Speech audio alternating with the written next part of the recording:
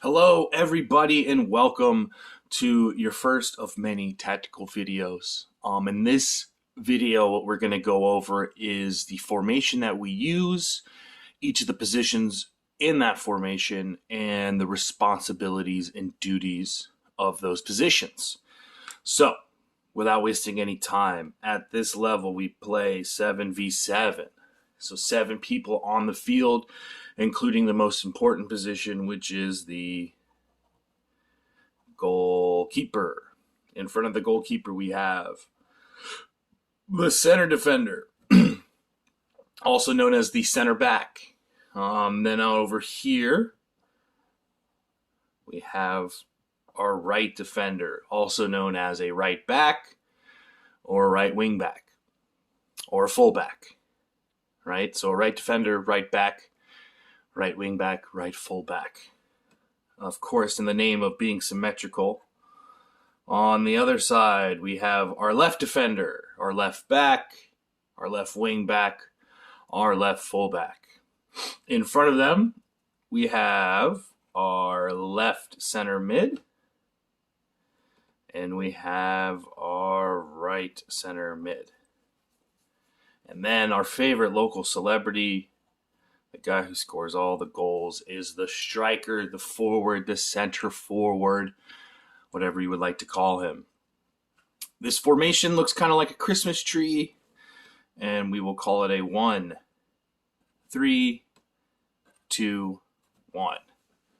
Now, traditionally, when we name a formation, we don't include the goalkeeper. So this would be a 3-2-1. However, since goalkeeper is the most important position, it doesn't make any sense to leave him out. So a 1-3-2-1, or if you want to be like the rest of them, a 3-2-1. All right? Our goalkeeper, our 3 defenders, our 2 midfielders, and our striker. So let's go over the responsibilities of each of these positions. Our goalkeeper here, mainly going to stay inside of the penalty area. We'll discuss instances when he does it in a future video or two, but for now, this is his area, the goal box, right? He can use his hands in this area. It's a very important thing to remember if you are the goalkeeper, is you have been given this wildly advantageous ability to use your hands. No one else on the field is allowed to use their hands. So you got to remember, when this ball is in this box, you can just pick it up. It solves a lot of problems from time to time. They stay in the box. They can use their hands.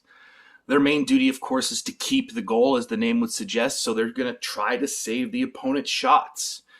When they get the ball in their hands, it's not out for a goal kick, but they get the ball in their hands, we want them to play it quickly out to the left or right defender.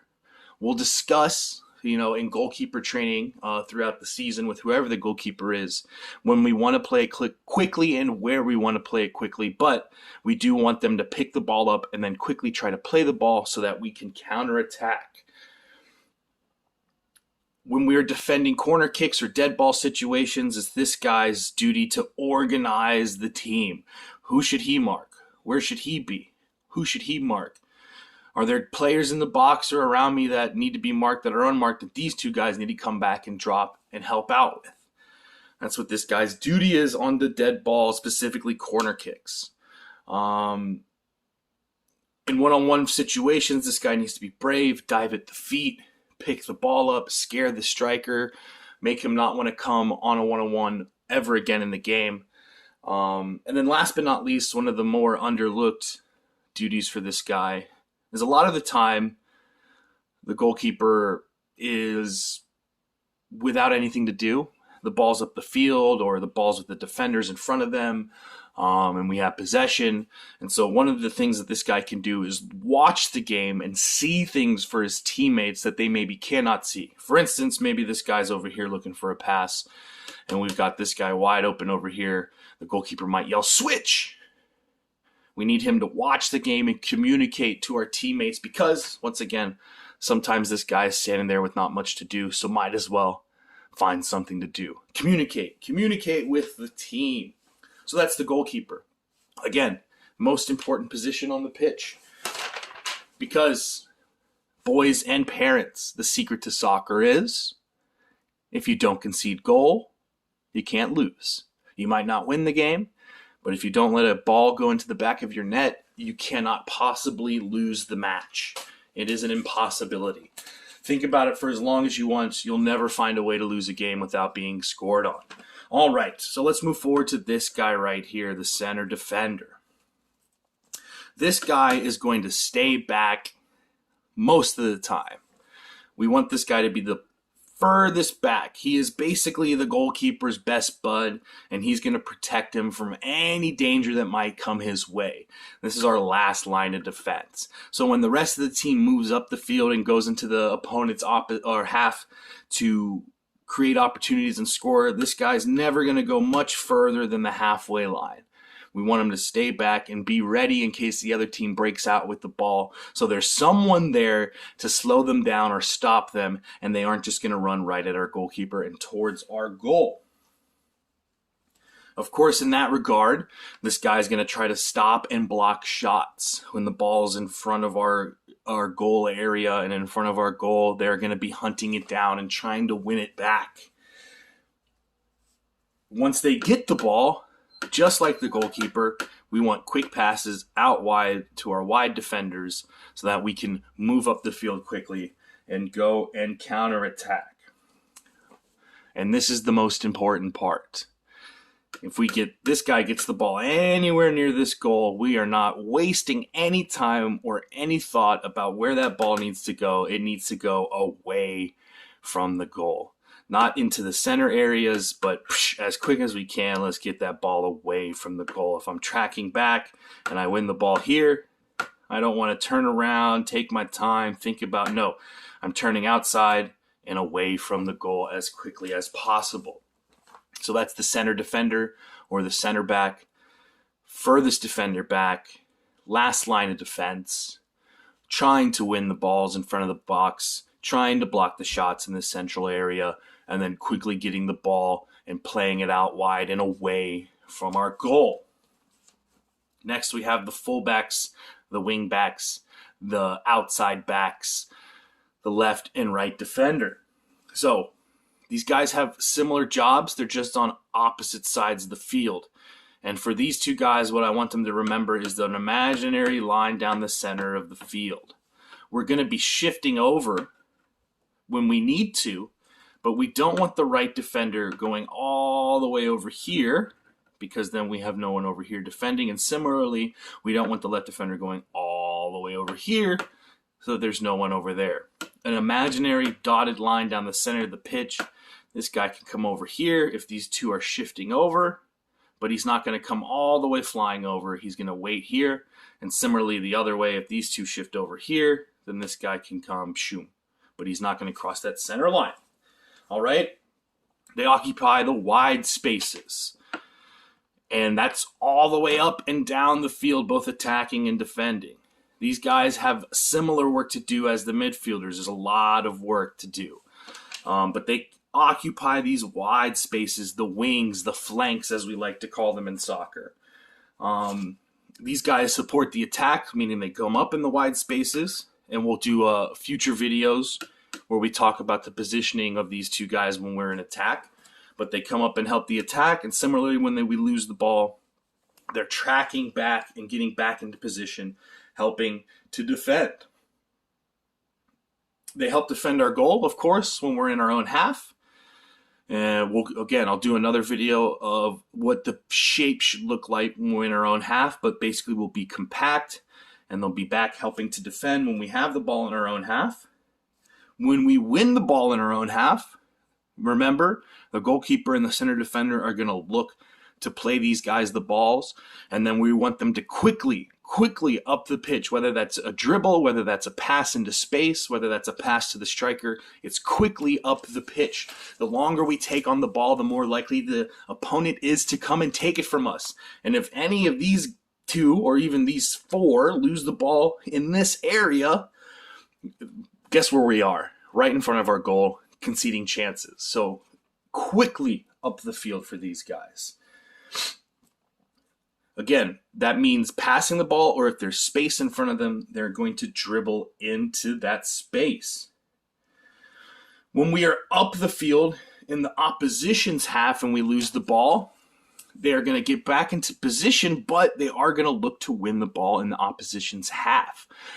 Again, if we don't concede, we can't lose, and it's hard to concede if the ball stays in the opposition's half. But this is all stuff we'll cover in a later video. But they're going to help us win the ball back up the field if we lose it, and if we don't win it, then they're going to track back into position. These guys are also the ones that take all of the throw-ins and hopefully all of the corner kicks. So anytime the ball goes out down the right sideline, whether in our half or their half, this is the guy that's going to take the throw-in. Same thing on this side. Anytime the ball goes out of bounds past this sideline, this is the guy to take a throw-in. So as soon as that ball goes out, these players need to run and go get it and then take the throw. The quicker we take the throw, the less likely the opposition is to be in position. So these guys need to remember that anytime that ball goes out of bounds and it's their throw, they need to be there ready to take the throw in. And yes, we will be discussing the technique of throws. Foul throws do my head in, but that's a lesson for a different day. So that's the left and right defender. We're supporting the attack. We're coming back to defend. If we lose the ball in the opposition's half, we're trying to win it back quickly so that we can recycle it back into creating attacking chances. Of course, they're mainly concerned with the wide spaces. They're not going to come over to this side of the field, or this guy's not going to come over to that side of the field. We're going to keep our discipline staying on our halves. And, of course, we take all of the throw-ins. Now, let's talk about our next double duo, so to speak, the left and right center mid. Now, we have a left center mid and a right center mid. These guys might flip-flop at different points in the game, but basically this is the structure we want. We need one midfielder on this side. We need one midfielder on that side. We don't need this guy coming all the way over here, hanging out with the left center mid and having no symmetry to the formation, so to speak. These guys occupy the space between our defense and our attack. So they are the link between the defense and the attack. They're going to occupy this middle space, right? They both, like the left and right defenders, support the attack, but they also come back to defend. However, unlike these guys, they're going to go all the way up with the attack, and they have to come all the way back to defend. So whilst these guys do a lot of running, these guys do a little bit more running. This is the engine of the team. It's also the glue of the whole formation. So whoever's in these positions has to be ready to absolutely work their butts off, never stop running, give maximum effort, and just keep going, just keep going, just keep going. We have substitutes for a reason. Run yourself silly out there until you come off, then you can take a break. When we get the ball back here from our defense, these are the guys that are going to try to find spaces so that when we get the ball to these guys to play them the ball, they'll be in a space, in an area by themselves so they can get the pass and we can go towards the attack. So once we win the ball, these guys need to instantly try to find the spaces where they might be able to receive a pass from our defenders. Once they get the ball, again, it's quickly, we're turning up the pitch. If there's space, we're going to dribble into it. If there's a defender coming towards me, I'm going to try to find a pass up to my striker. But it has to be quick. We don't have time on the ball. The longer we take, the more likely there is going to be a defender in our faces trying to steal the ball from us. When we lose the ball, these guys are instantly going to go pressure and try to win it back. They have these defenders behind them that are going to cover them in case we don't win the ball back. So they need to go try to win it without much regard. The best time to win the ball is as soon as you've lost it. Don't give the other team time to get settled in possession and get their feet underneath them. If we lose the ball, these guys are immediately in with the striker trying to go win it, pressuring the ball so that, we're winning the ball in the opposition's half and we're more quickly able to create opportunities. They are going to be the protectors of our back line. So when we're back here defending, they are in front of this defensive line trying to win balls from the opposition, right? Running around. If there's a midfielder here and they pass it to them, we're going to go pressure it. These guys are in front of the defense, working their socks off, trying to win the ball so that our defenders don't have to be in a moment of anxiety, worried that they might be scored on. Now, of course, this is soccer. The other team is going to get by our midfielders sometimes, but ideally, these guys are going to work in front of the back line and take all of the stress away from the defense. Again, when we get the ball and we dribble up the field and we're in the opposition half, we're going to try to quickly find passes into the striker so we can create opportunities to score. Now, if they're up the field here and they're in front of this danger area and they have the ball, it's not like they have to pass to the striker. We want these guys to also take shots when the opportunity presents itself. If the midfielder has pressed up the field and they're supporting the striker and the striker lays the ball off to them and they're in the box, we don't need to pass the ball back to the striker. Have a shot. Again, these guys defend and they attack. So if they have the opportunity to shoot, go ahead. Take the shot. And again, these guys aren't exactly married to these sides, but we need one on each side at each time. Now, unlike the right and left defender, these guys are allowed to cross that imaginary center line, but we kind of want them to imagine they're on a string, and they have to keep that string tight. It can't touch the ground. So if we are shifting, we're shifting like this. We're not having one choom here and then one here right next to each other. No, we want to make sure we keep that shape, discipline, like there's a rope between us and we shift like that. All right. Now, last but not least, our favorite local celebrity, the striker. This guy stays forward, right? There's going to be this line, and we'll talk about it, called the build-up line. It goes about across like this, about halfway between the edge of our box and the halfway line. We don't want this guy dropping past that area, right? This is the guy that we're going to look for to give the ball so that we can go score. If he drops all the way back into here to try to defend, when we win the ball, there's no one up the pitch to try to pass it to. We can't create the opportunities we want to go and score. So this guy's got to stay forward. Do not drop past our own build-up line. When we lose the ball, just like the midfielders, we want him to pressure it, especially when it's up the field and it's their defenders. We want him to pressure the ball because if we win the ball in this area, we're closer to their goal, right? Less work for us to do in order to create a chance to score. When they get the ball, we're going to try to dribble and get past the opposition as quickly as possible.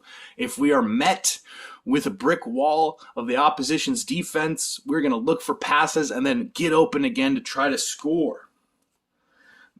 When our midfielders get the ball, this guy's got to make runs, move around, find the spaces so that he may receive a pass from our midfielders and our outside defenders.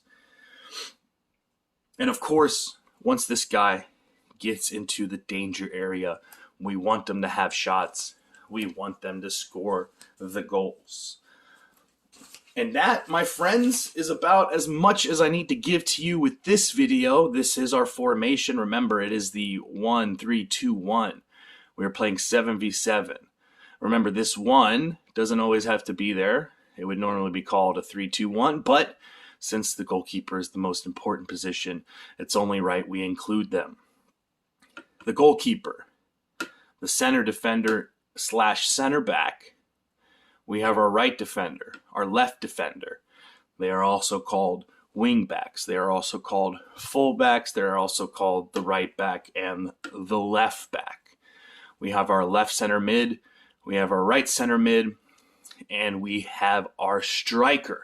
Now, of all the things I've covered in this video seem to be too much and there's a lot of information coming at you and you're going, coach, I'm trying to understand, but it's hard to follow along and I keep having to rewind and I don't know where I'm at and I'm kind of feeling lost. What I'm going to give you at some point in the very near future is this tactical packet, a playbook, so to speak, in American language, but a tactic packet.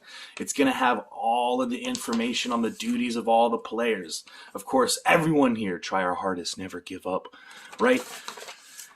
We're going to have the formation in there.